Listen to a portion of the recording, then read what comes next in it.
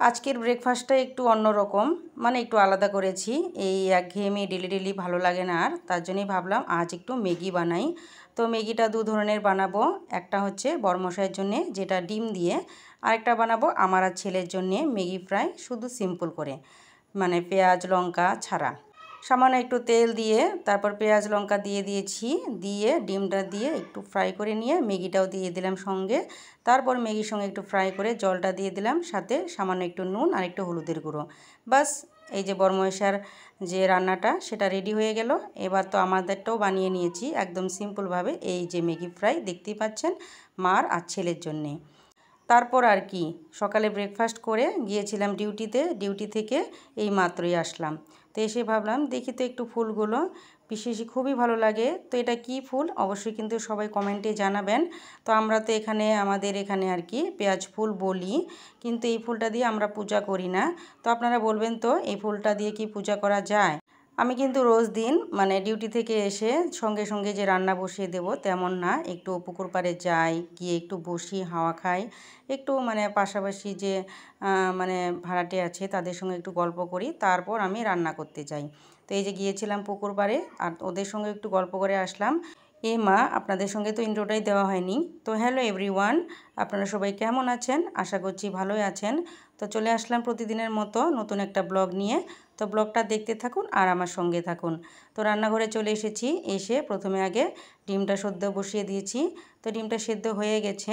আজ আমি রান্না করব ডিমের কারি আর স্কোয়াশ ভাজি, এতটুকুই। তো ডিমটা হালকা করে ভেজে নিলাম, তো ওই তেলেই আমি স্কোয়াশ ভাজিটা করে নিচ্ছি। জল টল তো এড করতে লাগবে না, কারণ যেহেতু স্কোয়াশই জল থাকে। তো এই যে লাল লাল করে একটু ভেজে নিলাম। তো একটু চেষ্টা করছি যেন রান্নাটা তাড়াতাড়ি হয়ে যায়, কারণ আমাদের আজ একটু ঘুরতে যেতে হবে, মানে মোটামুটি 2:30-3টের সময়। তো তার জন্যে একটু তাড়াহুড়ো করে বানাচ্ছি, আর দুটোই বানাচ্ছি, এর বেশি বানাবো না। এই তো এই যে রান্নাবান্না হয়ে গেছে। তো এবার আমরা রেডি হয়ে এই যে আমাদের গন্তব্যে যাচ্ছি। তো আমরা যাচ্ছি আজকে মানে দরগাতে।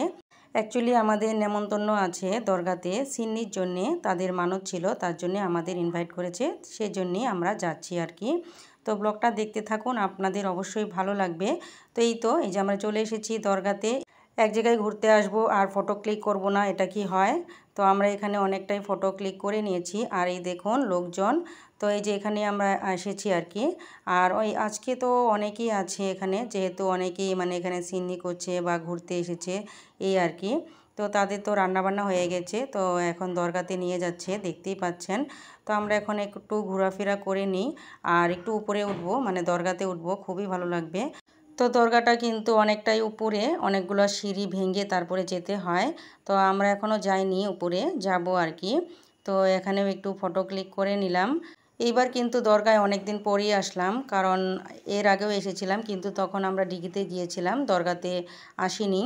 আজও হয়তো আসতাম না, তো ইনভাইট রয়েছে তার জন্যে এসেছি। আর এই দেখুন কয়েকটা সিঁড়ি পার করে একটা সিঁড়িতে দাঁড়িয়ে আছি। তো উপরে কিন্তু আরও সিঁড়ি রয়েছে, তো সামনে অবশ্যই দেখতে পাবেন। তো এই দেখুন ছেলে আমার বলছে যে উপরে যাবে। তো উপরে কিন্তু আরও মানে দেখার মতো সুন্দর, খুবই ভালো লাগে।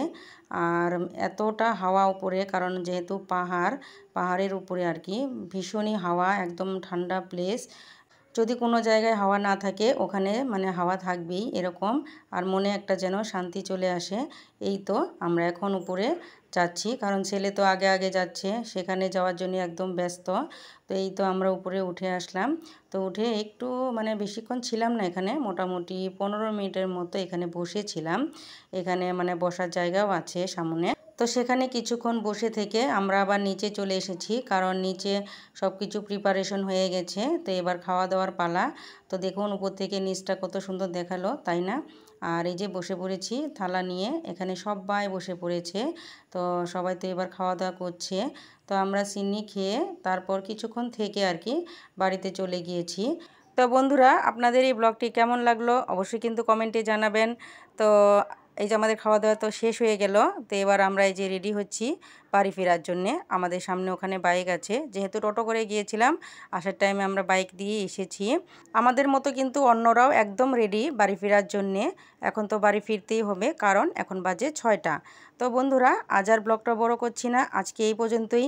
চলে আসবো আগামীকাল নতুন একটা ব্লগ নিয়ে একদম সেম টাইমে। আজকের মতো তাহলে বন্ধুরা tata, bye bye, good night.